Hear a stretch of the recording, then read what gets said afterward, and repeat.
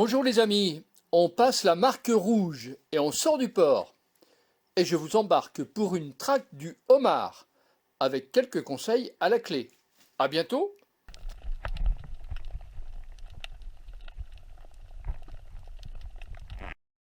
Les homards affectionnent tout particulièrement les zones mixtes, où il va trouver dans les rochers des trous, et des secteurs où il peut se déplacer sur le sable. De la surface, ces zones peuvent être identifiées, zones claires de sable et zones plus foncées, rochers. Le sondeur permettra de vérifier les zones de roches bien marquées. Ensuite, la plongée permettra de distinguer les cavités en surplomb bien moins propices et les zones spécifiques dans lesquelles se trouvent des trous, où les homards seront en parfaite sécurité.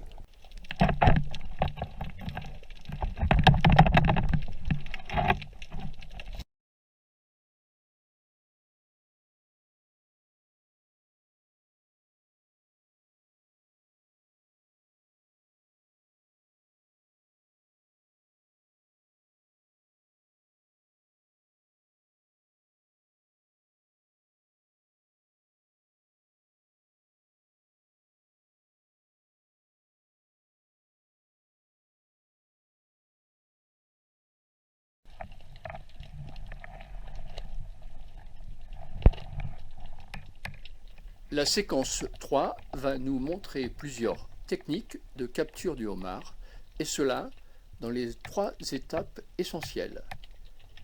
Voir le homard, 2. Le faire sortir, et enfin l'attraper.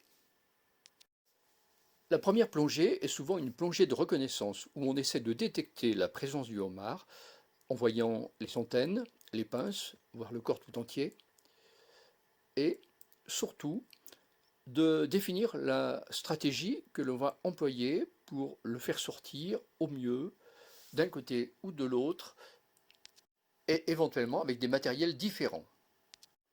Et surtout, on essaie de déterminer la profondeur du trou dans lequel il peut disparaître.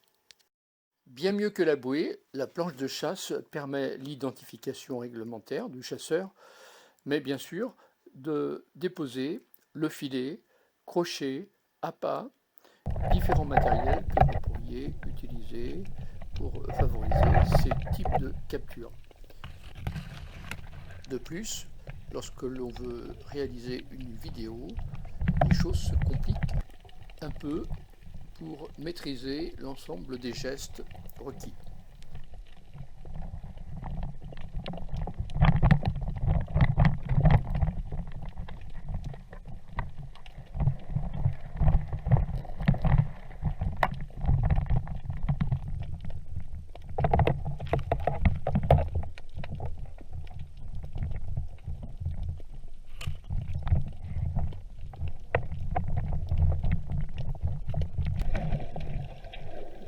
Le homard a une curiosité infinie.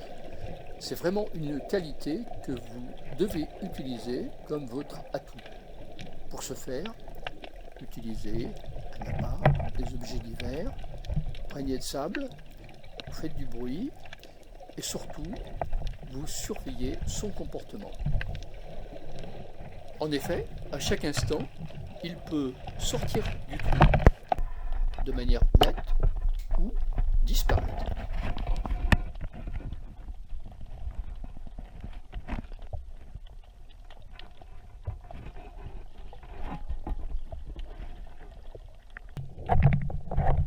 Lorsqu'on fait sortir un homard de son trou, anticiper est une clé du succès. Choisir la zone la plus libre d'algues, tenir compte de la roche où l'on peut s'accrocher, du fait que l'on soit droitier ou gaucher, je suis ambidex, c'est vraiment un atout.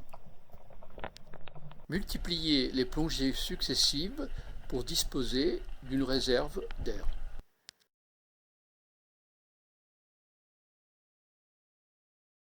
Finale de la traque du homard, la capture à la main. C'est une technique vraiment gratifiante car elle nécessite d'appréhender les bons gestes et une bonne succession d'étapes. Parfois, se saisir du homard est aisé, parfois, c'est vraiment difficile. L'élément majeur, c'est la détermination est la précision. La seconde qui précède le moment où l'on pose la main fermement sur le céphalothorax. La moindre hésitation, c'est le loupé, avec parfois le trophée des pinces dans la main.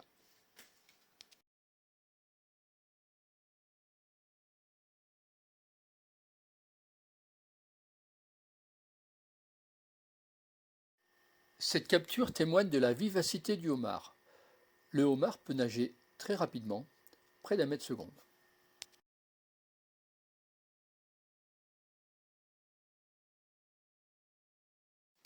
Je gratte à ma gauche à l'entrée d'un trou et c'est d'une autre cavité sur ma droite que sort un homard. Je le pousse de la flèche. Voilà, bel exemple de la rapidité du geste à effectuer.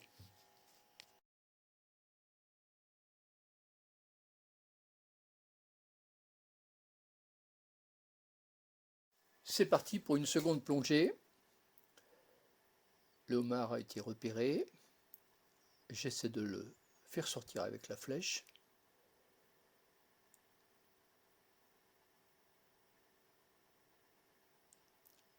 Et il disparaît. Et finalement, il passe, c'est une galerie. Il est passé dans un autre trou minuscule de l'autre côté. Je glisse la flèche. J'évite de le tirer par les pinces.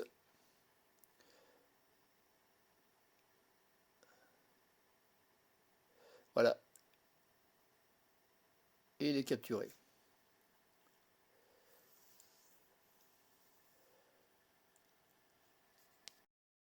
Et voilà la dernière capture avec un crochet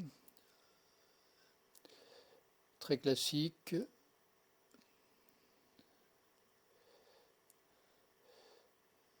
Prise un peu limite.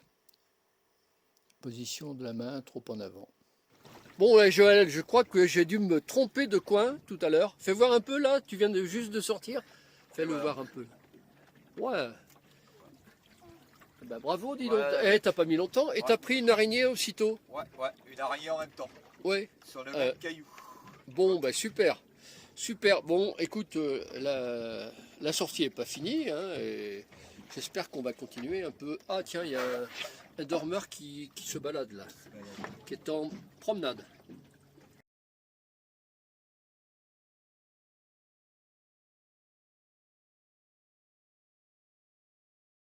Au final, la capture du homard est très technique et c'est l'ensemble des éléments bien maîtrisés qui génèrent le plaisir gratifiant de cette forme de chasse sous-marine. Et lorsque l'on peut en faire profiter ses bons amis, alors le plaisir est vraiment décuplé. On passe la marque verte, on rentre au port. J'espère que